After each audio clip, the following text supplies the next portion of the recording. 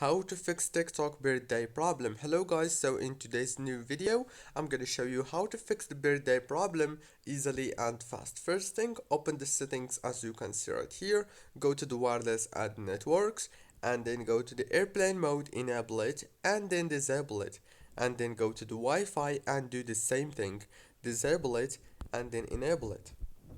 Go back and open the apps manager like this. Now after you open the apps manager, on this page you will find all the apps that you have on your phone. All what you want to do is just search for TikTok like this, and then click on the force stop option and go into the storage, click on clear data, clear cache. Now, all what you want to do next is make sure to update your TikTok into the latest version, and you can do the same thing on iPhone, iOS, and also Android. Don't forget to like, subscribe.